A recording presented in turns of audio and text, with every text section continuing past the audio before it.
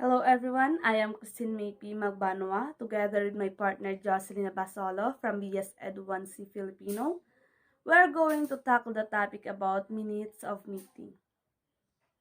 What are meeting minutes? Meeting minutes are notes that are recorded during a meeting. They highlighted the key issues that are discussed, motions proposed or voted on, and activities to be undertaken. The minutes of a meeting are usually taken by a designated member of the group. Their task is to provide an accurate record of what transpired during the meeting. The word has actually originated from Latin, means minuta scriptura, or small notes.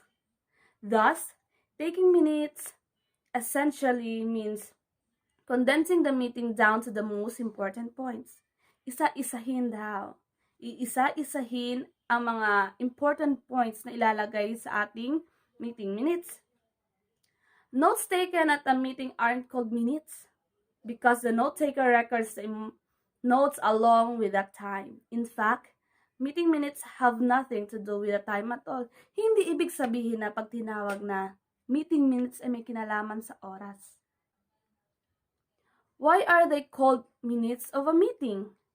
According to Today I Found Out, the minutes of meeting minutes don't refer to the minute measurement of time, but to the minute means my note. Notes taken during meetings. Okay. Here are the importance of minutes of meeting. Number 1, confirms any decision made. Kung may mga decision mang magagawa ang mga opisyales or mga members na dumalo sa pagpupulong, kailangan i-record ng mga nagawang or nabuong desisyon. Number 2, record of any agreed actions to be taken. Actions. Ibig sabihin, sa lahat ng bagay na nag-agreed sila dapat ilalagay doon. Walang palya. Record of who has been allocated any task or responsibilities. Provide details of the meeting to anyone unable to attend. Isa din ang sa kahalagahan ng minutes of a meeting. Dapat ilagay ang lahat-lahat ng mga detalye para malaman ng mga taong hindi naka-attend sa pagpupulong. Lahat malalaman nila ang mga desisyon at mga actions na gagawin. Serves as a record of the meeting's procedure and outcome. Forms of recording minutes. Okay, number 1, video recording. Makakagawa ng meeting of minutes sa pamamagitan ng video recording. Number 2, audio recording through record. Number 3, hand recording or handwritten, sulat-sulat. Isusulat lahat ng mga importanteng bagay na nakapaloob sa ating meeting. What is the purpose of meeting minutes?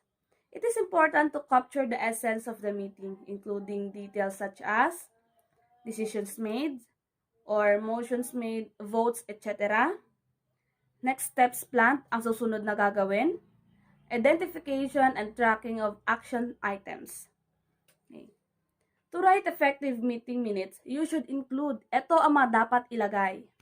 Meeting name and place, date and time of the meeting, list of meeting participants, purpose of the meeting, for each of the agenda items, decisions, action items, and next steps. Next meeting date and place, documents to be included in the meeting report. My name is Jocelyn Abasolo. Today, I will continue to report about minutes of the meeting. What involves with meeting minutes? Meeting minutes involve, first, pre-planning. A well-planned meeting helps ensure effective meeting minutes. Ang well-planned meeting ay nakakatulong sa pagkakaroon ng epektibong minutes of the meeting. If the chair and the secretary or the minutes taker work together to ensure the agenda and the meeting are well thought out, it makes minute taking much easier. Pag ang chairman at ang sekretarya ay nagtulungan sa paghanda ng agenda at meeting, napapadali nito ang pagsulat ng minutas. Second, record taking. What should be included? Before you start taking notes, it's important to understand the type of information you need to record at the meeting. Bago magsulat, napaka-importanting maintindihan mo kung anumang uri ng impormasyon ang kailangan mong i-record sa meeting. Who keeps the minutes in a meeting? Secretary. The responsibility to take minutes of meeting of the association or its board is typically that of the secretary. Specific responsibilities of directors serving on an association board are most often stated in the bylaws of association. Ang may responsibilidad sa pagsulat ng minutes of meeting ng isang asosasyon ay ang secretary. Halimbawa sa ating barangay. Ang barangay officials ay nagkakaroon ng monthly session. Ang barangay secretary ang siyang may katungkulan sa pag-record ng lahat ng minutes of the meeting tuwing sila'y may session. Tips on how to write minutes of meeting. Type directly on your laptop so you don't have to retype everything later. Direktang itype sa laptop para hindi na paulit-ulit ang pagsusulat ng minutes. If anything is unclear, speak up and ask for clarification right away so you won't have to poke around after the meeting. Don't leave room for ambiguity. Kung mayroong hindi maintindihan, magtanong agad para hindi malito sa inyong sinusulat. Capture essential points only. Write down the main decisions and actions items concisely. You don't want to miss any. You'll always have time to get back to it when wrapping up after the meeting if you wish to add some details. Mahahalagang punto lamang ang kailangang isulat. Isulat ang mga decisions and actions sa maikling salita na hindi kasama ang mga extra or unnecessary information. Here are things you shouldn't do when writing meeting minutes. Don't write a transcript. Huwag magsulat na parang transcript na detailed lahat ng iyong sinusulat. Don't include personal comment. Huwag isama ang mga personal na komento ng mga miyembro na nagsasalita. Don't wait to type up the minutes. Do it in real time. Magsulat habang sila'y nagsasalita para ma-record ng tama ang kanilang mga sinasabi. Don't handwrite the meeting minutes. Use a virtual tool like Fellow instead. Things you should remember doing. Use the agenda as guide. Write notes under each taking point.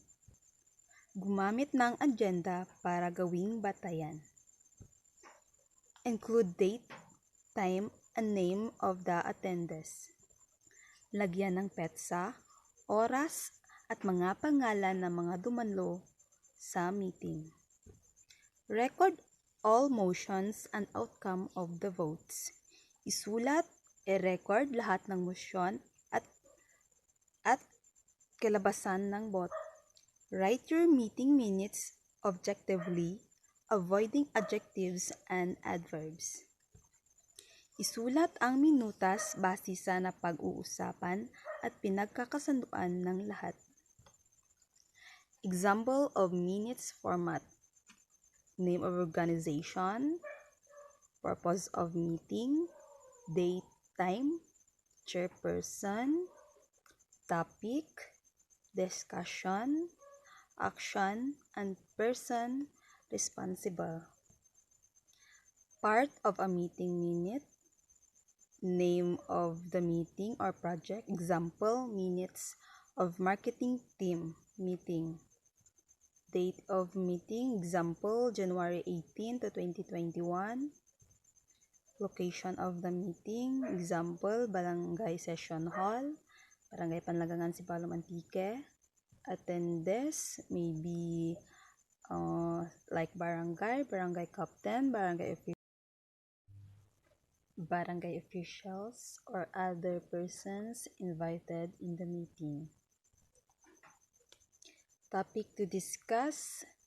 Example, in our barangay officials meeting, their topic is all about their project they want to propose.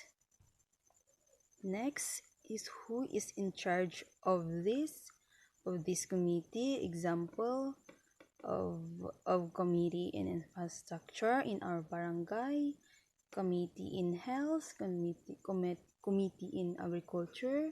What is his report during their meeting? And last is other matters and adjournment, and what times is the meeting adjourned. Finalizing the meeting minutes. Complete your meeting notes and clarify points if necessary. Kumpletuhin ang iyong sinulat at ipaliwanag ang punto kung kailangan. Double-check that the decisions and actions are precisely noted. Suriing mabuti kung ang mahahalagang impormasyon ay iyong nasulat. Keeping things as concise and digestible as possible. Gawing maikli ang sinusulat at madaling maintindihan. Proofread with care. Nowadays, you can use automated grammar checker as grammar to help you go faster. If needed, send the draft to the meeting leader before sharing with other attendees, especially for the most formal meetings such as board of directors or committee meetings. Ipacheck ang iyong ginawa sa meeting leader bago basahin sa mga dumalo sa meeting para siguradong walang makaligtaan at wasto ang pagkakasulat at pagkakasunod-sunod ng iyong sinulat na minutas. Click the link on our PowerPoint presentation to watch the video on how to make minutes of the meeting. That's all. Thank you for watching. Keep safe.